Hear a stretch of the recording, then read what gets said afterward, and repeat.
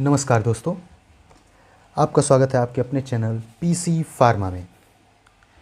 तो आज का ये वीडियो लेक्चर होने वाला है एचएपी सेकेंड का, जो कि बी फार्मेसी सेकेंड सेमेस्टर के लिए है।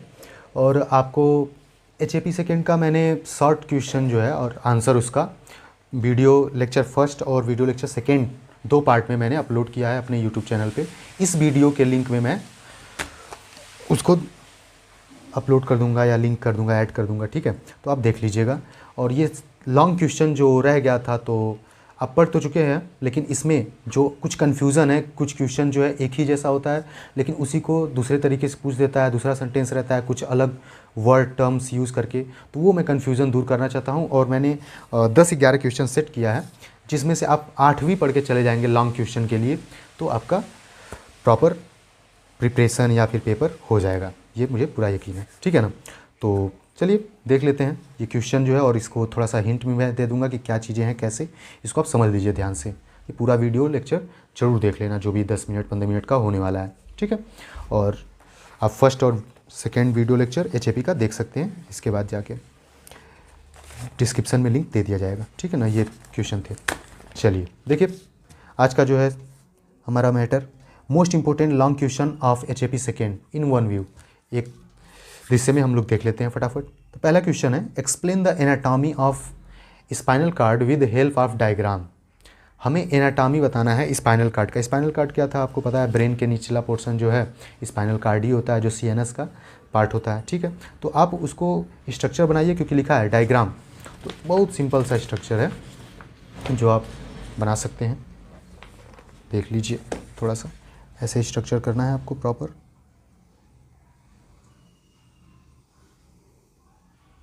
एक कोहड़ा की तरीके से ना बनाएंगे तो भी काम बन जाएगा, ऐसे कोहड़े की तरह। और इसमें आप यहाँ पे एक डॉटेड पॉइंट दिखा दीजिए, और यहाँ पे एच शेप का स्ट्रक्चर रहता है जिसमें फ्लूइड भरे पड़े रहते हैं, फ्लूइड, ओके। ये एच शेप का रहता है ऐसे कुछ थोड़ा सा, और ये पतला पोर्शन कर देंगे हम, नैरो कर देंगे। और इसमें से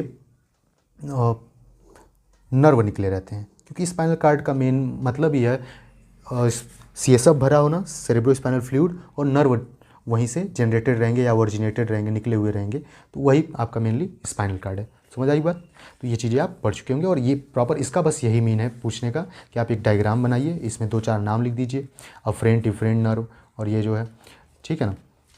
उसके बाद उसके एनाटॉमी के बारे में आप स्ट्रक्चर एक किनारे से एक्सप्लेन कर दीजिए कि here is the originated afferent and different nerves, ठीक है।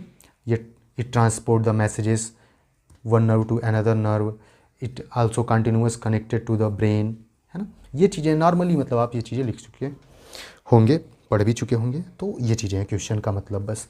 दूसरा क्वेश्चन है, देखिए, explain the various step of neurohumoral transmission. और इसी को दूसरे शब्द में भी पूछ सकता है, दूसरे सेंटेंस में पूछ सकता है, चाहे ये पूछे various step of neurohumoral transmission, या फिर explain the events of signal transmission at a chemical synapse. इन दोनों का मीन एक ही है, आंसर आपको एक ही लिखना है। आपने ये यूनिट 1 में पढ़ा है, मैं यहाँ पे थोड़ा सा आपको बता भी देता हूँ क्या मतलब क्या चीज़ें थी उसमें। इसमें 4 स्टेप मेनली होते हैं जो न्यूरोह्यूमरल ट्रांसमिशन होता है। आपको पढ़ाया गया था कि एक नर्व अगर ऐसे बनाते हैं हम, ऐसे कुछ नर्व को बनाते हैं, तो इसमें साइनेप्स पाया जाता है, ठीक है ना। और इसमें एक्शन पोटेंशियल जनरेट होता है जब पॉजिटिव आयंस और निगेटिव आयंस इंटर करते हैं, ओके। तो जब इंटर करते हैं तो यहीं पे जब एक्शन पोटेंशियल जनरेट होता है, करंट सीधे सीधे, तो ये वेसिकल्स को स्टिमुलेट करता है इसको।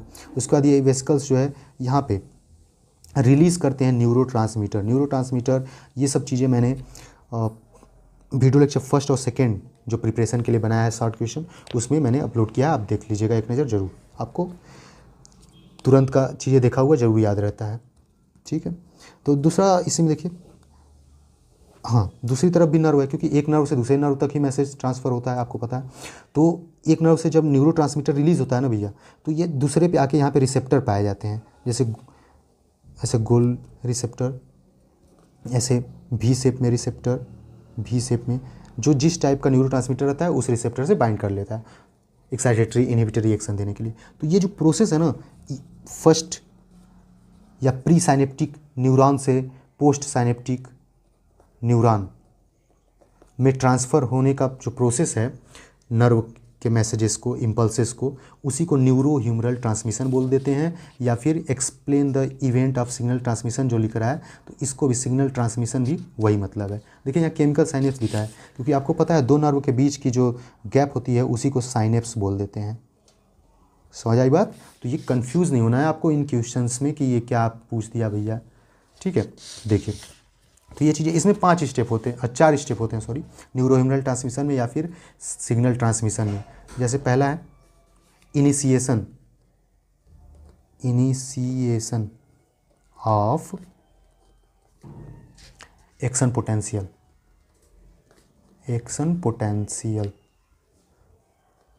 ये प्रॉपर आप चारों स्टेप लिख दीजिए, उसके बाद एक किनारे से एक एक को स्टेप बाई आप एक्सप्लेन कर दिया। दूसरा रहेगा arrival of action potential at synapse. अभी मैंने आपको डायग्राम में भी बताया, ये साइनेप्स है जिसमें न्यूरोट्रांसमीटर प्रेजेंट रहते हैं। At synapse then release neurotransmitter. Okay, पहले स्टेप में एक्शन पोटेंशियल जनरेट होगा। एक्शन पोटेंशियल यानी कि पॉजिटिव आयंस की इंटरिंग होगी नर्व में, और दूसरे में वही जब करंट जनरेट हो गया तो साइनेप्स के पास पहुंचेगा और साइनेप्स में से न्यूरो ट्रांसमीटर रिलीज होगा।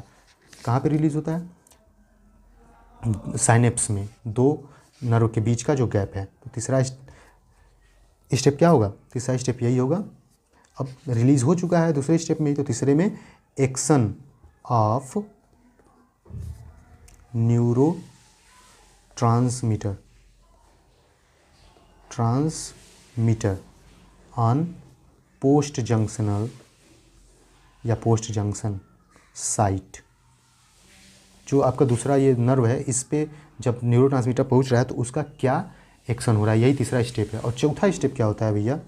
जब ये काम हो जाता है ना, पहले में निकला एक्शन पोटेंशियल जनरेट हुआ, दूसरे में रिलीज़ हुआ, तीसरे में यहाँ पे काम हो रहा है जो भी एक्साइटेटरी इनहिबिटरी, हाथ मिलाना है कि नहीं हिलाना है, ये सब चीज़ें जो बार बार ट्रांसमिशन हो रहा है नर्व का, इम्पल्स का, ठीक है।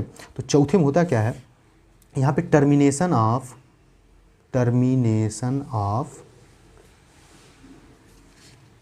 न्यूरोट्रांसमीटर जो न्यूरोट्रांसमीटर रिलीज़ हुआ था और यहाँ के रिसेप्टर से जुड़ा था, उसी का टर्मिनेशन, खात्मा होना, एंडिंग होना, यही चौथा स्टेप और लास्ट स्टेप है। तो ये 4 स्टेप होते हैं। आप ये क्वेश्चन में कंफ्यूज बिल्कुल मत होइएगा, आएगा तो लिख डालिएगा एकदम बढ़िया से। यही चीज़ें हैं।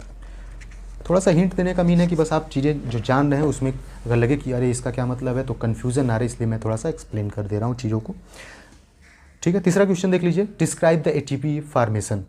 एडेनोसिन ट्राइफॉस्फेट का फार्मेशन कैसे होता है? आपके डाइजेस्टिव सिस्टम वाले यूनिट में था, एनर्जेटिक टॉपिक के अंतर्गत, ठीक है ना। तो आपने ये एटीपी फार्मेशन तो बायोकेमिस्ट्री में भी पढ़ा होगा और इसमें भी हमने पढ़ाया भी है, तो आप इसको थोड़ा सा देख लीजिएगा। ये 7 नंबर में पूछ देता है, 60 नोट के तौर पे, ठीक है। चौथा है various part of digestive system, discuss the physiology of digestion in detail. जो ढेर सारे पार्ट हैं, हिस्से हैं डाइजेस्टिव सिस्टम के। अब यहाँ पे देखिए, भले ये ना बोला है कि डायग्राम बनाइए चाहे मत बनाइए, आप डायग्राम बना दीजिए एक किनारे से। ऐसे ओरल पोर्शन से स्टार्ट करिए,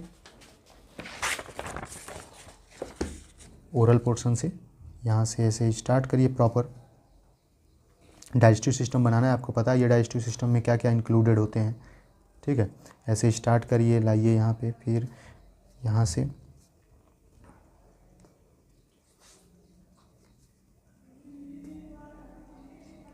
ठीक है ना, यहाँ चीज़ें हैं।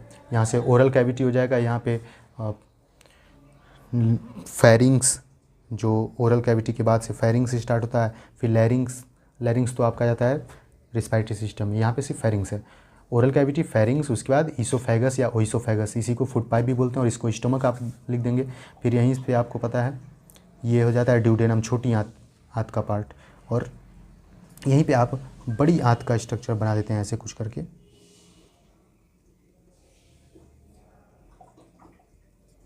ओके, ये चीज़ें हैं।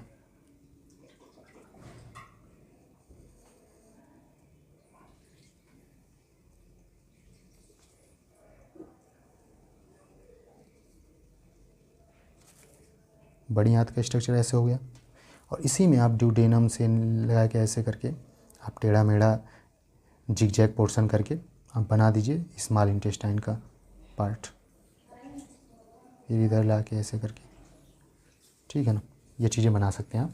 तो ये आप बना के डायग्राम, और वेरियस पार्ट जब बोला है एक्सप्लेन करने को तो आप एक्सप्लेन कर दीजिए प्रॉपर कि अब ओरल कैविटी के बारे में बता दीजिए। Oral cavity is a hollow space, फिर oesophagus is a food pipe also called, it is a pipe like structure, its inner layer is epithelial tissue formed, है ना, ये चीज़ें हैं। फिर स्टमक में पोर्शन बना दीजिए। फिर स्मॉल इंटेस्टाइन, स्मॉल इंटेस्टाइन के तीनों पार्ट लिख दीजिए, जूटेनम, जेंजुनम, इलियम, फिर ये जो बड़ी आंत है इसके बारे में लिख दीजिए, है ना। तो ये चीज़ें आप यहाँ पे आपको भले वो नहीं बोला है डायग्राम बनाने को, लेकिन आप बना दीजिए इसको वेरियस पार्ट जब लिख दिया तो। और discuss physiology of digestion in detail, digestion की फिजियोलॉजी, कार्य कैसे, पाचन कैसे होता है उसको डिटेल में आप लिख दीजिए।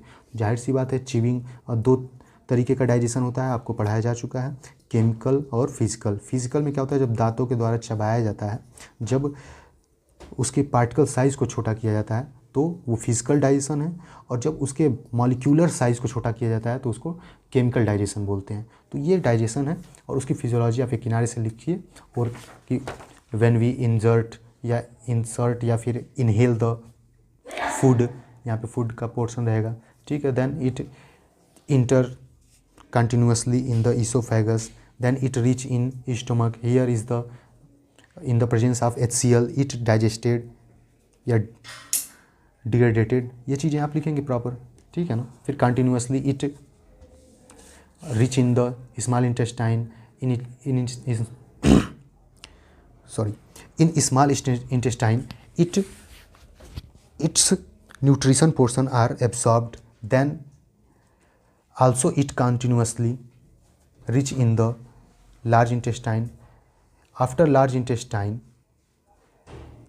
it fill in the rectum portion for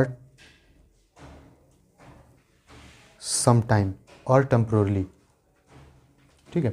then after some time digestion defection occurs, defection मतलब जो हम मल त्याग करते हैं वो प्रोसेस, ठीक है ना। तो आप ये जो मैं बोल रहा हूँ सेंटेंसेस जो वर्बली, इसको आप ध्यान से सुन लेंगे तो भी आप जो पढ़े हुए हैं उसमें थोड़ी सी इजाफा होगी, बढ़ोतरी होगी कि आप कंफर्म हो पाएंगे। चीज़ें ऐसे ही बस लिखना है one by one, step by step. तो यही फिजियोलॉजी ऑफ डाइजेशन है कि ओरली हम और मुँह के रास्ते इनटेक किए और डिफेक्शन कर दिए रेक्टम के थ्रू, रेक्टम के बाद एनस के थ्रू, इसी प्रोसेस को हम पूरा डाइजेशन कहते हैं। तो ये आपने 4 क्वेश्चन समझ लिया, ठीक है।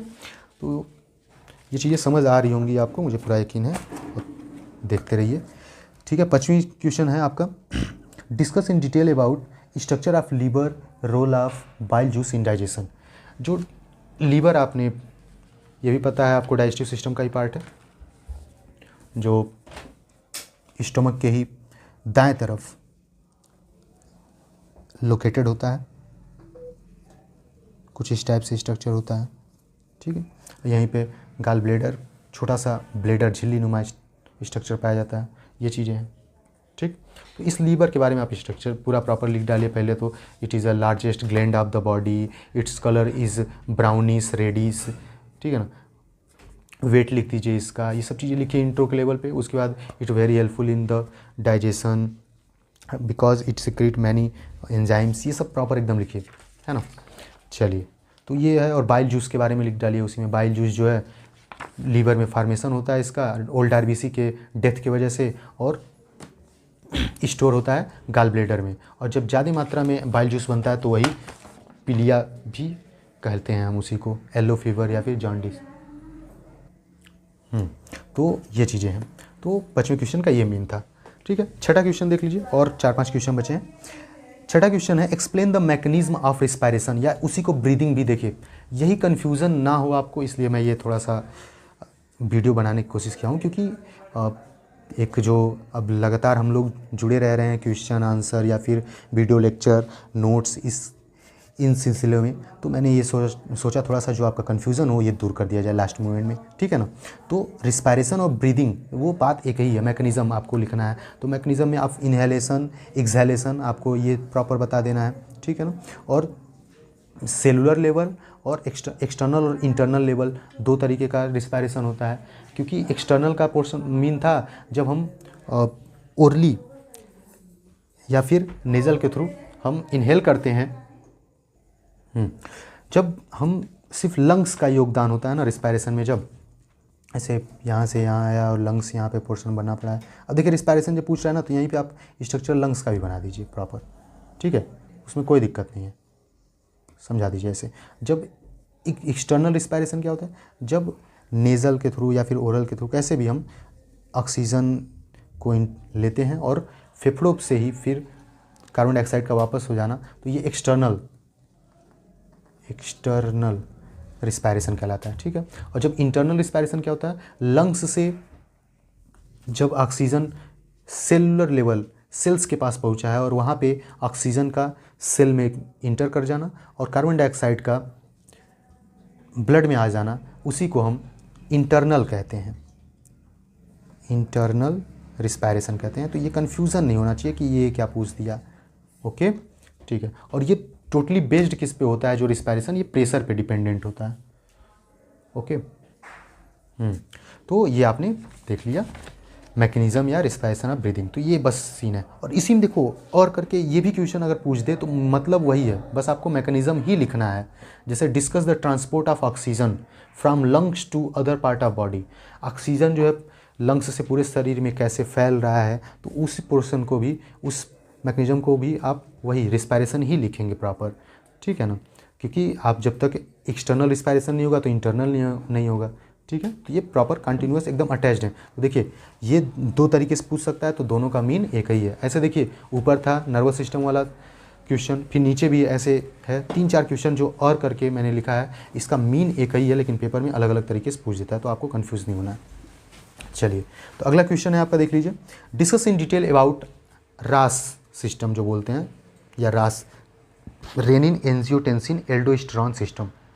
ये आपको जो किडनी आपने पढ़ा हुआ है किडनी के बारे में यूरिनरी सिस्टम में, तो उसमें आपने उस पर पढ़ा है कि उस पर एड्रीनल ग्लैंड पाया जाता है अगर किडनी का स्ट्रक्चर बनाया जाए, जो कि मैंने शॉर्ट क्वेश्चन जो 2 पार्ट में अपलोड किया है क्वेश्चन और आंसर, उसमें बताया भी है प्रॉपर। किडनी जब आप अगर ऐसे बनाते हैं स्ट्रक्चर पूरा प्रॉपर, ठीक है ना, तो यहीं पे एड्रीनल ग्लैंड पाया जाता है जिससे एंजाइम्स निकलते हैं। और इस एंजाइम का रोल यही होता है भैया कि ये ब्लड प्रेशर को मेंटेन करने का काम करते हैं। तो वही पूरी सिस्टम को नाम दे दिया गया है रेनिन एंजियोटेंसिन एल्डोस्टेरॉन सिस्टम। ये एंजाइम्स हैं रेनिन एंजियोटेंसिन एल्डोस्टेरॉन, ठीक है ना। और सिस्टम इसलिए बोला जा रहा है क्योंकि कई जब चीज़ें मिल के काम करती हैं तो आपको पता है सिस्टम बोल दिया जाता है, ठीक है। तो ये 7वें क्वेश्चन का मीन है और इसको आप पढ़े भी हैं, तो एक बार ये चीज़ें देख लीजिएगा फिर से। 8वां क्वेश्चन है explain the physiology of urine formation. Urine formation कैसे होता है वो आपको बताना है। तो यूरिन फार्मेशन जो आपने नेफ्रॉन पढ़ा होगा ना, किडनी के अंदर जो सबसे छोटी इकाई होती है, किडनी की सबसे छोटी स्ट्रक्चर होती है और उसी की वजह से पूरा यूरिन बनता है, तो उसी की फिजियोलॉजी आपको बता देनी है। तो अगर फिजियोलॉजी की बात की जाए तो मैं दिखा सकता हूँ आपको एज अ चार्ट। तो यूरिन फार्मेशन अगर आप स्टेप बाय स्टेप ऐसे भी लिख सकते हैं कि अगर ड्रेनेज बोल रहा है, ये देखिए यहाँ पे ड्रेनेज दिखाया है, ड्रेनेज मतलब इकट्ठा होना, तो यहाँ पे दिखा दिया urine form by nephron, nephron में बनता है, जाहिर सी बात है। नेफ्रॉन का स्ट्रक्चर आप देख सकते हैं ऐसा होता है, ट्यूबुलर एकदम घुमावदार, है ना। ग्लोमेरुलर कैप्सूल से स्टार्ट होता है जिसे बोमेंस कैप्सूल भी बोलते हैं क्योंकि उन्हीं साइंटिस्ट ने बताया था इसका नाम। तो ये चीज़ें हैं, ठीक है। तो पैपिलरी डक्ट रीनल पिरामिड जो स्ट्रक्चर होता है किडनी का, तो उसमें यहाँ पे स्ट्रक्चर ये बना रहता है, छोटा छोटा पिरामिड लाइक स्ट्रक्चर, ओके। तो उसमें उस डक्ट से जो है यूरिन या फिर छना हुए ब्लड का पोर्शन जो है आगे आता है, और माइनर कैलिक्स वहाँ पे फिर आता है, फिर मेजर कैलिक्स और रीनल पेल्विस। रीनल पेल्विस क्या होता है, जो आप अगर किडनी को इस बड़ा सा बनाते हैं, अगर ऐसे शॉर्ट क्वेश्चन जरूर देख लीजिएगा, उसमें मैंने इस स्ट्रक्चर के बारे में बताया क्योंकि शॉर्ट 2 नंबर में भी पूछ देता है structure of kidney and nominate its parts, इसके नाम बताइए। तो ये जो होता है ना, ये रीनल पेल्विस होता है, ये पोर्शन किडनी का। उसके बाद यूरेटर। यूरेटर क्या होता है आपको पता है, जो किडनी से यूरिनरी ब्लेडर तक यूरिन को ले जाए उसी को यूरेटर बोलते हैं, ठीक है भैया। और यूरेटर के बाद आपको पता है यहाँ पे यूरिनरी ब्लेडर में स्टोर हो जाते हैं जो हमारे यूरिन रहते हैं। तो ये होता है फिजियोलॉजी ऑफ यूरिनेशन, ठीक है। तो ये चीज़ें हैं, आप प्रॉपर लिख डालिएगा। ओके। उसके बाद है 9वां क्वेश्चन, देखिए 9, 10, 11 3 क्वेश्चन और बचे हैं, समझ लीजिए। Describe different parts in type of nephron. यहाँ पे आपको स्ट्रक्चर बनाना है प्रॉपर नेफ्रॉन का, और उसके पार्ट्स हिस्से, यानी कि होता क्या है हिस्सों में, नेफ्रॉन का बोमेंस कैप्सूल वाला स्टार्टिंग पोर्शन हो गया, फिर नीचे आता है तो असेंडिंग और डिसेंडिंग 2 पोर्शन होता है, तो वही पार्ट्स हो गए ना, ठीक है। ये चीज़ें हैं नेफ्रॉन का। तो स्ट्रक्चर थोड़ा सा एक बार बना के आप समझ लीजिएगा चीज़ों को, हो जाएगा। 10वां क्वेश्चन क्या है, explain the physiology of menstruation cycle और फीमेल रिप्रोडक्टिव साइकिल। देखिए ये कभी कभी फीमेल रिप्रोडक्टिव साइकिल करके पूछ देता है, मेंस्ट्रुएशन साइकिल करके पूछ देता है ना। तो ये चीज़ें कंफ्यूज नहीं होना है, बात एक ही है। जो 28 डेज़ का साइकिल होता है प्रॉपर मेंस्ट्रुएशन का, उसी के बारे में पूछ रहा है, जिसमें आपको पता है कि प्रोजेस्टेरॉन ये हार्मोन्स होते हैं जो फीमेल में पाए जाते हैं, उसका बहुत बड़ा रोल होता है। तो आप एक ऐसे स्ट्रक्चर ऐसे लाइनिंग करिएगा एकदम बराबर, ऐसे एक लाइनिंग, और यहाँ से लिखिएगा 1 डेज़, क्योंकि 28 डेज़ का ये साइकिल ही होता है। यहाँ 28 लिख दीजिए, और 20 में एक 14 डेज़ पे एक आप डिवीज़न करिए, क्योंकि 1 to 14 डेज़ जो होता है क्या है, यहाँ पे ओवम का डेवलपमेंट होता है 1 से 14 डेज़ तक, और उसके बाद 14 के बाद लगभग 24-22 डेज़ तक, जो 6-7 दिन 8 दिन का पीरियड होता है, यहाँ पे ओवुलेशन होता है। ओवुलेशन यानी कि जब ओवम जो है रिलीज़ हो फेलोपियन ट्यूब में, और इसके बाद जो अब अगर प्रेगनेंसी नहीं हुई तो फिर 3-4 दिन का जो पीरियड चलता है, उसी में ब्लीडिंग होता है, सीवियर ब्लीडिंग, कंटिन्यूस ब्लीडिंग 3-4 दिन तक। जो भी वहाँ के सेल्स रहते हैं टूट के गर्भाशय के, वो बाहर निकल जाते हैं, क्योंकि वो इकट्ठा हुए रहते हैं प्रेगनेंसी होने पे वहाँ पे न्यूट्रिशन प्रोवाइड करवाने के लिए। लेकिन प्रेगनेंसी जब होती नहीं तो वही पूरा पोर्शन पीरियड जो है मेंस्ट्रुएशन साइकिल या फिर रिप्रोडक्टिव साइकिल कहलाता है। समझ आ रही बात। तो आप ऐसे एक लाइनिंग करेंगे 1 to 18 डेज़, और 1 डे यहाँ लिख दीजिए, और यहाँ पे 14 डेज़ मेंशन कर दीजिए, 14 डेज़, और यहाँ पे 28 डेज़, और यहाँ पे पोर्शन जनरली लिख डालिए कि 1 to 14 days the ovum are developed, है ना, डेवलप्ड होता है। ये सब चीज़ें हैं प्रॉपर, थोड़ा सा आप पढ़े भी होंगे, तो ये चीज़ें हैं एकदम मतलब सिंपल ही ऐसे लिखना है, कोई उसमें कन्फ्यूज़न नहीं है ना। एक लाइनिंग बनाइए, मस्त आधा पेज आपका भरेगा, और प्रॉपर उसमें जो है मेंशन करके लिख डालिए 1 डेज़ 28 डेज़, ये सब चीज़ें, ठीक है भैया। तो ये है मेंस्ट्रुएशन साइकिल या फिर रिप्रोडक्टिव साइकिल, बात एक ही है। लास्ट क्वेश्चन देख लेते हैं क्या है भैया।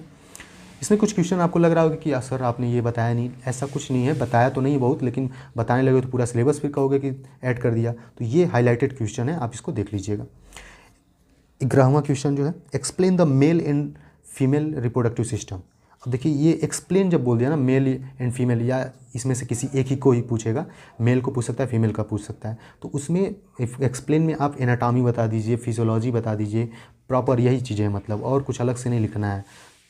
और या फिर ऐसे करके क्वेश्चन पूछ सकता है, anatomy and physiology of male reproductive system, या फिर anatomy and physiology of female reproductive system. तो बात एक ही है, क्वेश्चन अलग है, पूछने का तरीका अलग है, लेकिन बात एक ही है। ओके। और जो oogenesis, गैमेटोजेनेसिस या फिर स्पर्मेटोजेनेसिस, ये छोटे छोटे जो टर्म्स हैं, इसको मैंने HAP फर्स्ट और सेकेंड पार्ट जो प्रिपरेशन के लिए मैंने शॉर्ट क्वेश्चन का बनाया था, उसमें बताया हुआ है। इस वीडियो के डिस्क्रिप्शन लिंक में मैं उसको ऐड कर दूंगा, आप देख सकते हैं, ठीक है ना। तो ये भैया पेपर जो सेट किया गया है वो ख़त्म हुआ, तो आप इसको ज़रूर एक नज़र देख लीजिएगा प्रॉपर, और इसको अभी भी समय है, आप एक किनारे से सॉल्व करेंगे अगर आप अपने रफ कॉपी पे, तो उसको एक बार लिख के प्रॉपर 1 से 2 बार पढ़ लेंगे तो चीज़ें कंफर्म हो जाएंगी, ठीक है। तो बाय बाय, टेक केयर। आप अपनी चीज़ों का ख्याल रखिए। चीज़ों का मतलब है एडमिट कार्ड वगैरह, प्रॉपर बारिश का सीज़न चल रहा है तो पॉलीथीन वगैरह में लेके जाइए, ताकि गेटमैन भगाए ना कि हाँ आप एडमिट कार्ड नहीं लाएँ, ये सब चीज़ें, ठीक है। Best of luck. गाड़ी वगैरह अच्छे से ड्राइव करके जाइए सेंटर पे अपने, ठीक है। और PC फार्मा को सपोर्ट करते रहिए, ऐसे ही कंटिन्यूअस हम लोग जुड़े रहेंगे एक दूसरे से, ठीक है। Bye bye, take care.